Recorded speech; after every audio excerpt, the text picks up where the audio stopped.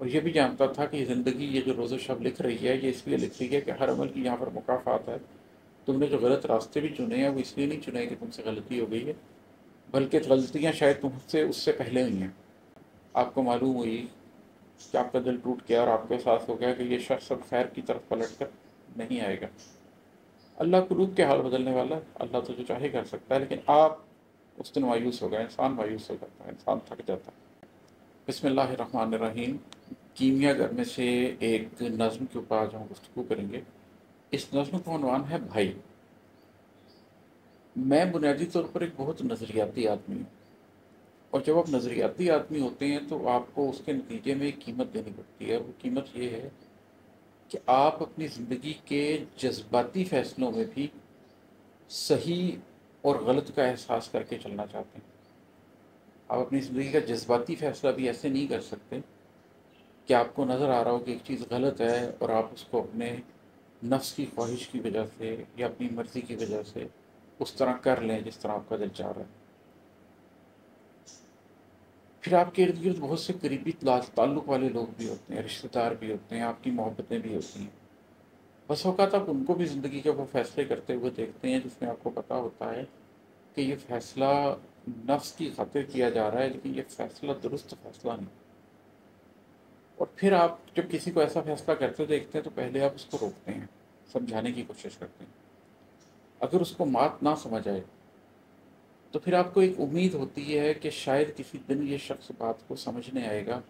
شاید ابھی بھی کچھ کیا جا سکتا ہے۔ لیکن پھر وہ جب زندگی کی چکا چوند اس شخص کو لے جاتی ہے تو آخر کار آپ اندر سے جب ٹوٹتے ہیں اور آپ کو احساس ہوتا ہے کہ میں اس شخص کا بھلا کسی صورت نہیں کر سکوں گا، تو آپ کس کیفیت سے گزرتے ہیں؟ تو ایک قریبی رشتہ دار، ایک خون کے رشتے، ایک محبوب کے لیے جب آپ محسوس کرتے ہیں اس طرح کی کیفیت تو کس سوچ سے گزرتے ہیں اور وہ کہاں تک لے کے جاتی ہے، اس کے اوپر یہ نظم ہے، یہ آپ کو سناتا ہوں۔ بھائی، بھائی تم سے شکایت ختم ہو گئی، بھائی تم سے شکایت ختم ہو گئی، سال ہا سال تک جی میں ڈرتا رہا ہوں تمہارے لیے، جانتا تھا کہ کچھ فیصلے عمر بھر اب تمہارے گلے میں پھنسے ہوں گے جو ایک پھندے کی صورت دباتے رہیں گے تمہیں، اور تم ان سے تھک جاؤ گے، عمر کے بے یقین موڑ تک جاؤ گے۔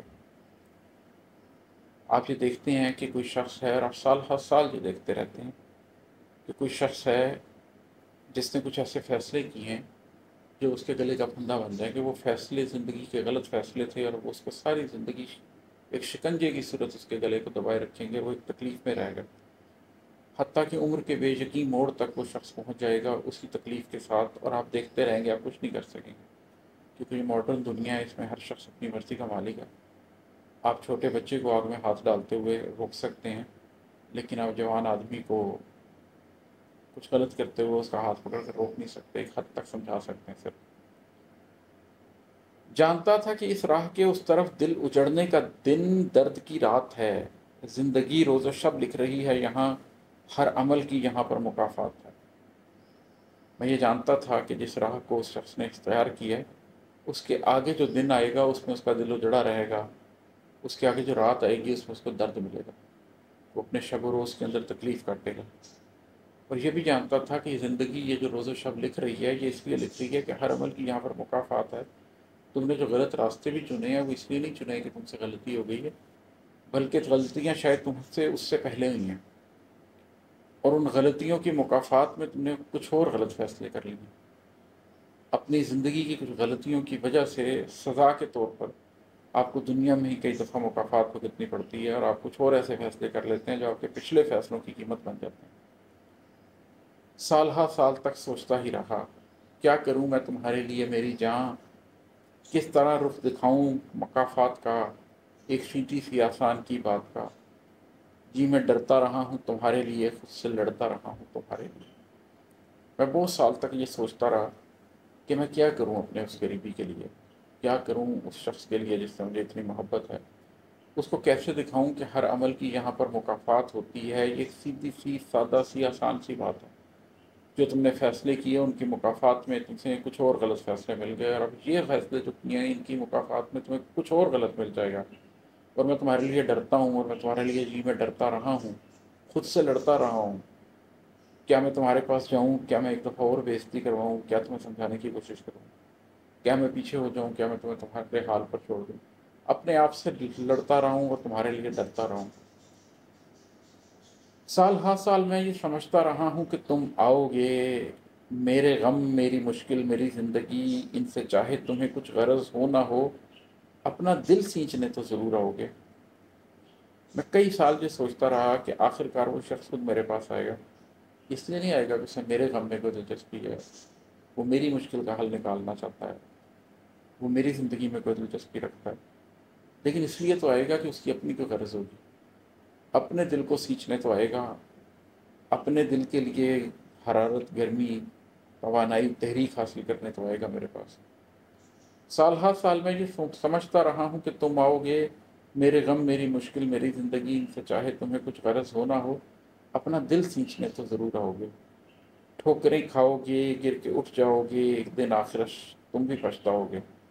مجھ سے ملنے نہیں تو کم از کم کبھی تم حقیقت سمجھنے ضرور آؤ گے۔ یہ سوچتا رہا کہ آئے گا کبھی اپنی دل کی تکلیف شیئر کرنے کے لیے، دنیا کی ٹھوکریں کھائے گا، گرے گا، اٹھے گا، آخر کبھی تو پچھتاوا ہوگا۔ میرے سے ملنے نہیں آئے گا تو کم از کم معاملات کی حقیقت سمجھنے، باتوں کی تعویل سمجھنے تو آئے گا۔ روز مرتا رہا ہوں تمہارے لیے، خود سے لڑتا رہا ہوں تمہارے لیے، روز مرتا رہا ہوں تمہارے لیے، خود سے لڑتا رہا ہوں تمہارے لیے، تھک گیا ہوں میں لمحوں کی اس جیل سے،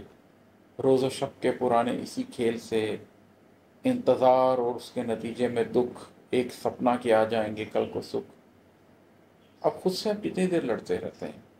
کتنی دیر آپ خود سے جھگڑ سکتے ہیں؟ کتنی دیر آپ کسی شخص کے لیے روز جیتے اور روز مر سکتے ہیں؟ ایک وقت آیا کہ پھر میں بھی تھک گیا، مجھے لگا کہ لمحوں کی یہ جو جیل ہے جس کے اندر میں قید ہوں، ایک ایک لمحہ بس ایک شخص کی تکلیف کے بارے میں سوچ رہا ہوں، اور روز و شب کا یہ پرانا کھیل چلی جا رہا ہے، صبح آتی ہے، شام آتی ہے، شام آتی ہے، صبح آتی ہے۔ نتیجہ یہ ہوا کہ آخرکار میں تھک گیا، انتظار اور اس کے نتیجے میں یہ دکھ کہ دوسرا شخص بھی نہیں آیا، اور مسلسل یہ سپنا کہ شاید کسی دن سکھ آ جائے۔ اور پھر ایک دن ایسا ہوا کہ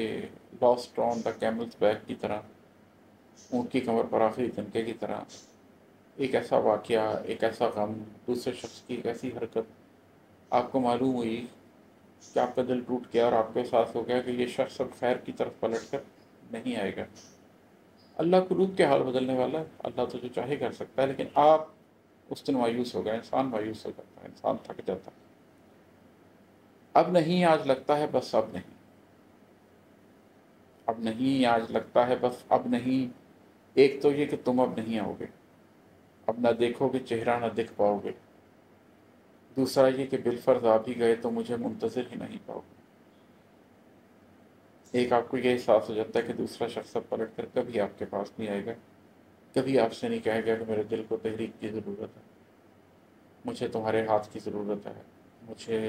میرے قلب کو گرمائش کی ضرورت ہے۔ اور دوسرا آپ کو یہ بھی احساس ہو جاتا ہے کہ میں بھی آخری دفعہ اب رو ہی لیتا ہوں اس غم کو، میں مزید انتظار میں نہیں رہ سکتا۔ تو اب نہیں آج لگتا ہے بس اب نہیں، ایک تو یہ کہ تم اب نہیں آؤ گے، اب نہ دیکھو گے چہرہ نہ دکھ پاؤ گے، دوسرا یہ کہ بالفرض آپ ہی گئے تو مجھے منتظر ہی نہیں پاؤ گے۔ جی میں ڈرتا رہا ہوں مگر اب نہیں، خود سے لڑتا رہا ہوں مگر اب نہیں، آج ساری عداوت ختم ہو گئی، آج ساری عبارت ختم ہو گئی، تم سے ملنے کی حاجت ختم ہو گئی، بھائی تم سے شکایت ختم ہو گئی۔